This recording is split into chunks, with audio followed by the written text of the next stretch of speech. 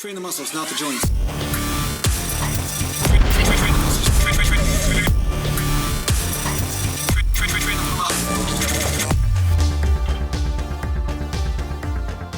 Welcome back to Natural Gallant Bodybuilding, and today I'm going to talk to you a little bit about the leading cause of injuries in natural bodybuilders.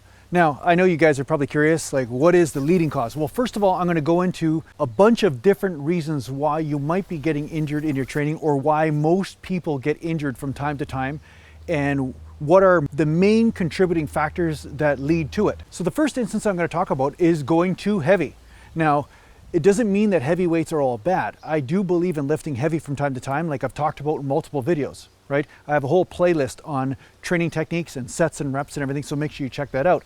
But the thing is that if you go too heavy too often, you'll notice that you'll have a tendency to overtrain at a much quicker rate, and that there is more damage done to the joints or to the ligaments that demands a longer recovery period when you're using heavier weights, especially when you're straining in that 5 rep range or 4 rep range. Doing this all the time for most people is going to be an issue.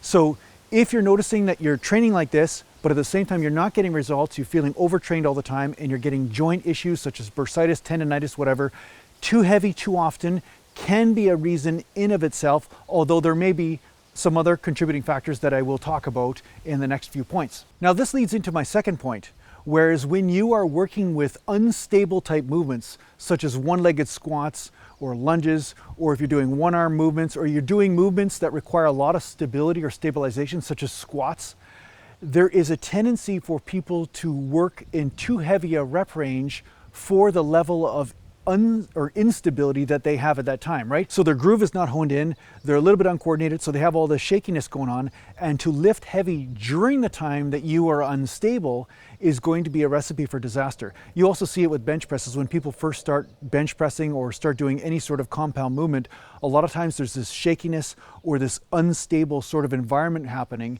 so that it's almost like they're looking like they're rowing a boat when they're bench pressing. When you train when you are unstable and you go heavy, it's going to be really hard on the joints, and it's going to give you a much greater risk of injuring yourself during the exercise. So make sure that you're careful when you're first learning an exercise, or you're just trying to get the groove down, to work with lighter weight or weights that are comfortable for you, and wait till you get that groove down and you're sure about it and you feel very stable before you start working into heavier weights. Now, another issue that contributes to a massive amount of problems with joints, a massive amount of injuries, and you see it all the time in CrossFit and all this sort of thing, it's the resting or bouncing on the joints phenomenon that goes on, right? So you see it when people are doing chin-ups, they're just hanging from the bar and letting their arms just lock out, and they're actually resting on the joints.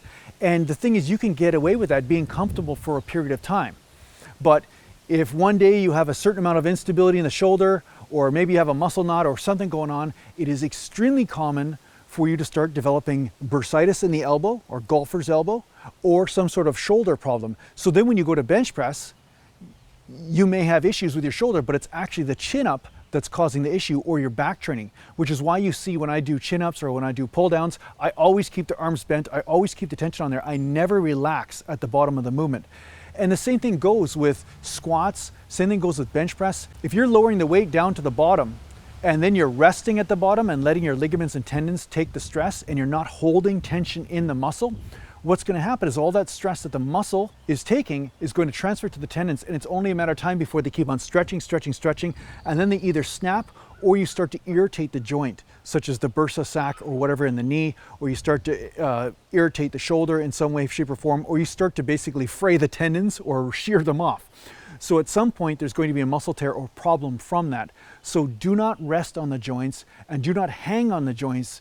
You always want to keep some muscle tension at the stretched range of the motion. You never want to relax in the stretched range of the motion, nor do you want to bounce off the bottom. So temporarily relax and then add extra momentum by bouncing out of the bottom. You see some people do this during the squat. They have really great range of motion. They can squat ass to the grass, and then what they do is they just bounce out of the bottom and use the knee wraps with some elasticity in it to do so.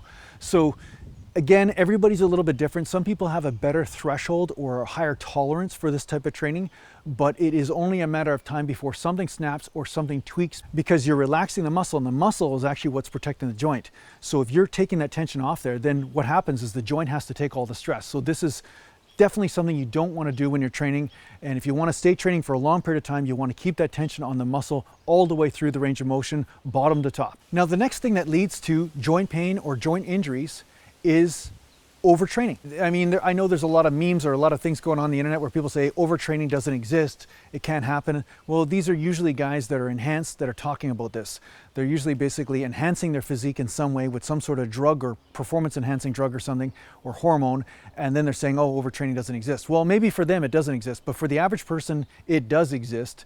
And if you do train too much, there's going to be a point to where you can't get in enough food and can't heal enough in order for your body to catch up. So the breakdown of the body becomes higher than your recuperation ability. And whenever that happens, there's going to be a consistent breakdown of muscle tissue and joint tissue, and you're going to have some sort of injury or inflammation or some sort of problem at some point. Because if something's not recovered, that means it hasn't been rebuilt.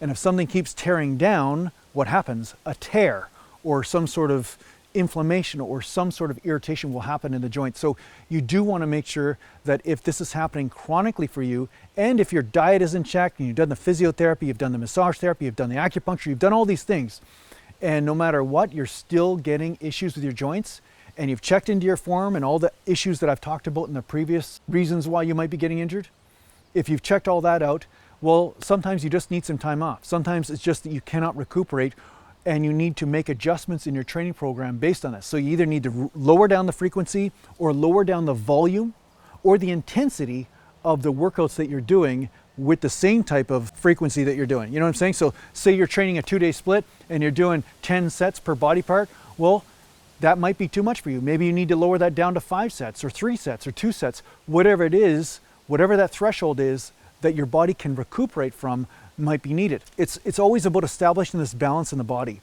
So if you're noticing you're not recovering, your strength is always going down, you're not getting results, and you're feeling burned out, and your joints start to hurt, then there may be a very real overtraining issue going on here, and that's worth checking out. Now, the next factor that can contribute to overall injuries that I'm going to talk about, and I talk about it all the time on this channel, is excessive range of motion.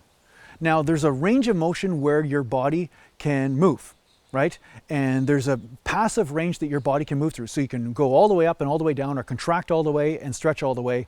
And the forces won't really matter how they play out because you're doing it passively, right? So if I bend my arm and straighten it, it's no problem. But once you start adding tension, you're going to notice that there are parts of that range of motion that add exponential amounts of forces onto the joint, and not necessarily exponential forces onto the muscle. So the point is, the joint is already getting hit, the joint is already working, it's already being forced to adapt, but there's a point to where the forces on the joint become exponential in comparison to the muscles. So for this reason, it makes sense for you to look at your range of motion and see, am I efficiently using the mileage on the joint to hit the muscle properly? And this is going to be different for each person, which is going to be my next point.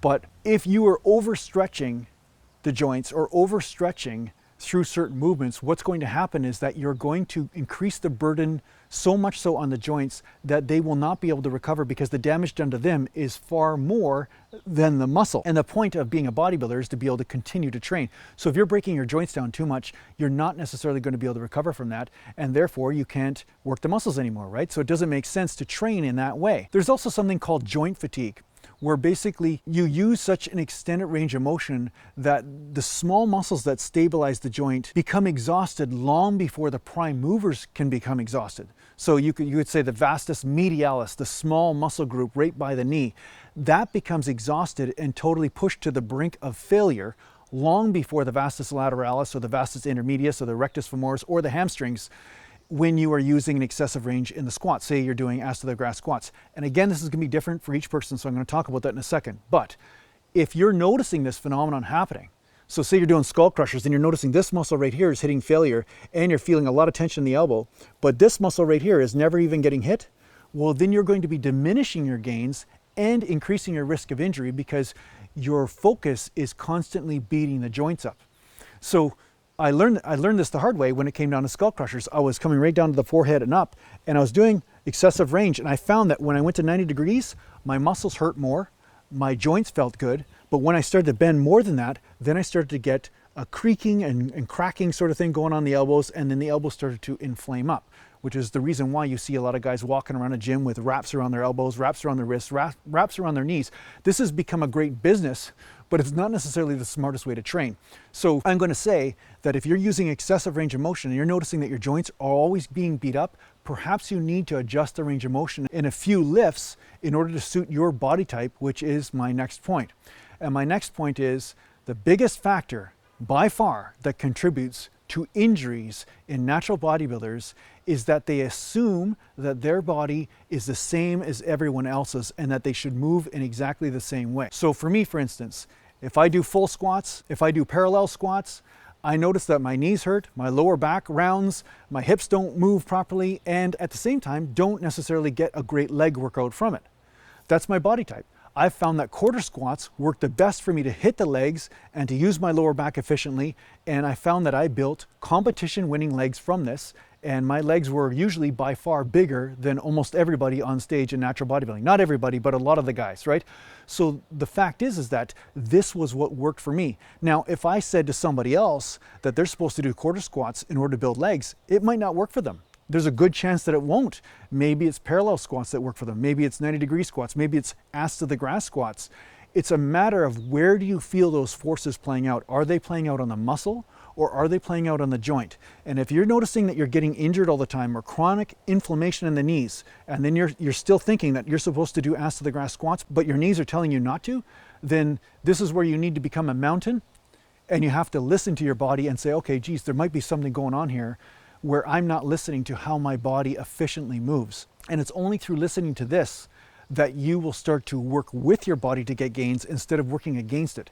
So if you deny the limitations of the way that your body moves, and yes, maybe you've done all the stretching, maybe you've done all the physiotherapy, you've done all the massage therapy, you've looked at your diet, you've looked at everything with your physical body, and still, you are still having an issue when it comes down to a certain joint or comes down to a certain exercise, you have to listen to that and you have to find it. Now, like I said, there have been some people that have talked to me about when they found they stopped touching their chest with the bar when it comes to bench presses, they found that all of a sudden the shoulder pain that they were dealing with for a decade just goes away. So I've been doing this for 30 years and I've seen lots of people with injuries from bench presses saying, oh, I can't bench press, I can't bench press. And I'm like, well, yeah, you probably can't bench press because you're using the bench the same way somebody else is using the bench. But depending on how long your forearm is or how long your upper arm is, this will change how the dynamics of the forces play out. And if you're just ignoring where those forces are playing out and just touching that bar to your chest, no matter where you're feeling the force, yeah, it might be to your detriment. It might not necessarily be to your advantage. So pay attention to how the forces are playing out. Pay attention to if the forces are in the muscle belly itself, or if you're feeling them in the tendon, or if you're feeling them mostly in the joint. If you're feeling all the tension in the joint and very little in the muscle belly, there's a good chance that you're doing that exercise wrong for you. The biggest reason why people get injured is that they do not pay attention to their body and they assume that their body should move exactly the way everybody else does. So yeah, if you want a good example of this, just get me and Michael Jordan to play basketball against each other and then find out how different I move compared to him. So anyway, I hope this helps out in your training. Thanks a lot for watching. If you need to get hold of me, just go to naturalgallantbodybuilding.com, and thanks to the patron supporters, and take care for now. Mountain.